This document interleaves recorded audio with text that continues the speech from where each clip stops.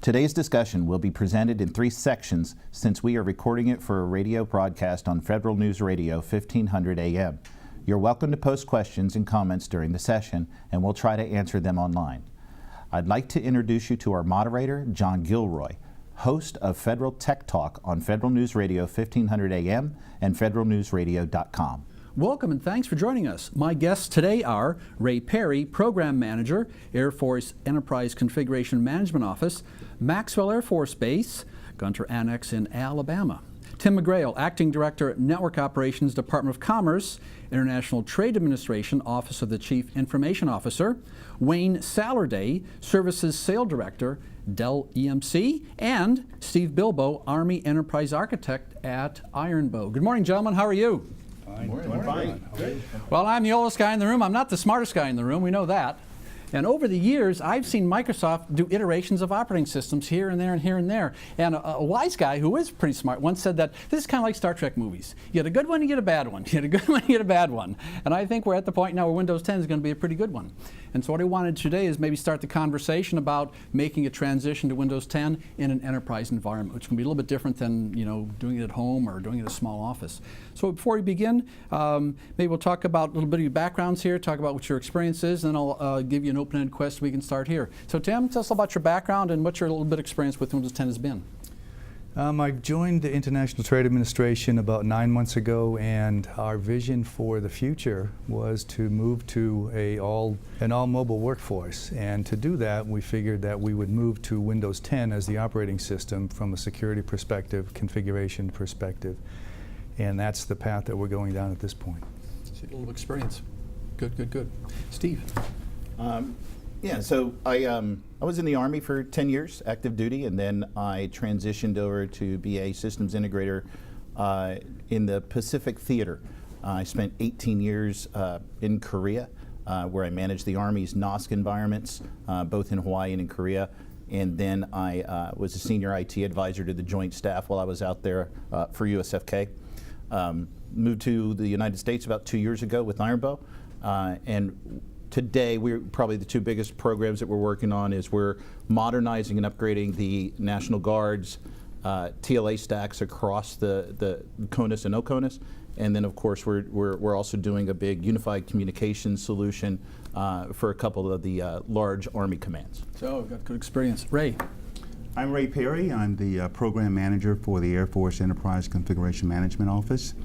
And we primarily produce what we call the standard desktop configuration, and that is really a hard image that we provide to all of our Windows-based client computers across the Air Force networks, both on the unclassified side as well as on some of our classified networks. The other aspect of it that we participate in is Mr. Havison, who is the DoD CIO, put out a mandate, at least for DoD, to implement Windows 10 Secure Host Baseline. Our office is also the developers of that Secure Host Baseline for all of DoD to consume. Secure Host Baseline. We'll hear that phrase a lot in the next few minutes. Wayne, your background, please. So I've been with Dell for roughly about 7.5 years. I'm actually former Microsoft. Where at Microsoft I actually was on their deployment side and deploying CRM and ERP solutions. Came to Dell about 7 years ago in more of a pre-sales capacity, and now I manage the Federal Services sales team, which is responsible for the entire Dell Services portfolio. So if you're listening to this or watching this, we have a pretty good range of experience here in many different aspects of the federal government and everything else. When you look at transitions, you look at all kinds of goals, we're in football season here and all the teams go, yeah, we're going to win the Super Bowl, that's our goal. And some think that's maybe too aggressive. When Terry Halverson said that I'll try to say this with a straight face, by January of next year, we're going to move 4 million machines to Windows 10, that's like winning 4 million Super Bowls. I mean, it's a pretty big challenge. Ray, that's a big challenge, isn't it? I think it's a major undertaking, but you have to be aggressive. If basically you're striving for better security, and if Windows 10 is going to provide us with a better security capability, you have to be aggressive in trying to achieve that. Even if you fall short, you can continue to endeavor and make progress toward getting toward that goal. I think he also provided some flexibility toward that January 2017 mandate, and the service agencies have an ability of being able to at least waive things out an additional year to January 2018. So. Tim, what's your experience with Windows 10? Well, just recently we've deployed over 250 machines out to our domestic field sites, and we went through the Department of SIG to harden the device.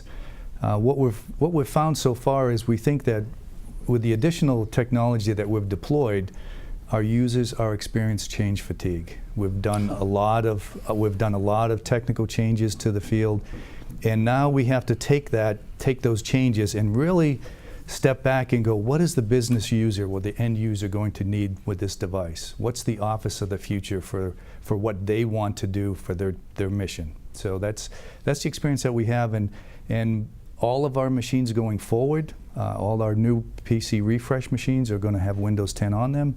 So we're going to migrate by attrition. So all our Windows 7 machines will eventually go away, and they'll be replaced by Windows 10 machines. So Steve, change fatigue sounds like more of a human problem than a technical problem here with change fatigue, huh? It's always a human problem. Well, sorry. When you try to implement change, regardless of how rapidly you do it, but anytime that change happens, everybody pushes back.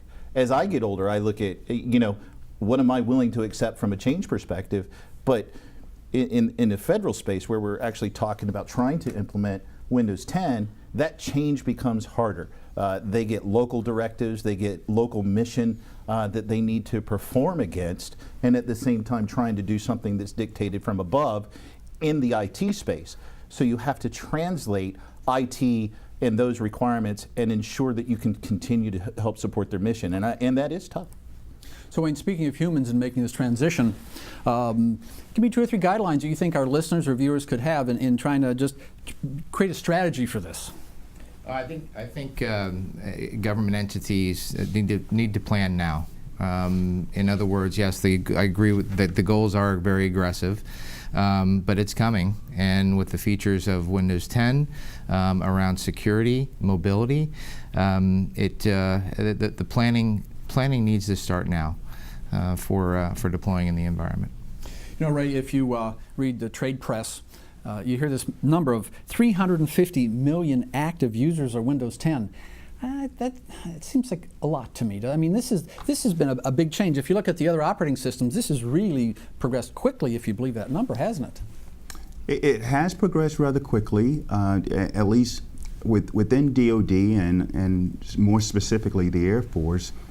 We never really had a mandate, especially with a line drawn in the sand, to achieve that. However, it is a worthwhile thing to pursue. If we look at exactly the compatible machines that you have out there, from a Windows 10 perspective, most of those legacy systems are not going to be capable of taking it on with the proper security configurations. So that end draws into a budgetary situation that you find yourself into. And especially with an operating budget, if you're now required to do a mandatory tech refresh of so many machines, how can your budget absorb that cost? And where are you going to find yourself in terms of a major spike, especially if you are historically doing a 25 to 33% tech refresh each year? You're going to find yourself right back in that situation again. So you have to do a careful, methodical approach in terms of this transition. Yeah, methodical is important. I have to read this quote for Tim and see his reaction. We have a close-up on his face. This is from Terry Halverson. "We were running every version of Microsoft that had ever been invented." Same with your shop. I mean, that's quite a statement there, huh? Not every version. I think we've. I don't think. DOS No. 3. Well, Maybe. a long time, maybe. But right now, I think we're limited to the Windows 7 and Windows 8.1. So we've kept pretty good control over what's been deployed out in the field and what we're I guess, using as our baseline for operating systems. So I think that, yeah, we're basically limiting what is being put out in the field. So I think it'll help us in the future. You know, Steve, this concept of budgets, it comes with family budgets and enterprise budgets as well. So I remember a few years back I asked my wife if she wanted to go to Europe or wanted to go to the beach. She said she wants to go to both. So we didn't go to either. But so how would you structure a budget in order to make this transition? I mean, what factors do you take into consideration? Well, you know, Ray actually talked, when he talked about how do you plan for this and the 33% metric on what that life cycle looks like, it's in the budget. A lot of the organizations have tried to palm for this number, hoping to envision it. The problem with that budget, though, is it gets usurped for another project or another program. So the budget's there for life cycle replacement and to come in and do these things, but sometimes that budget gets used for some operational measure. So I think what's important as they try to meet this goal moving into 2018, that they make sure that whatever life cycle budget they have, they truly lock it down and help their commanders understand this needs to happen.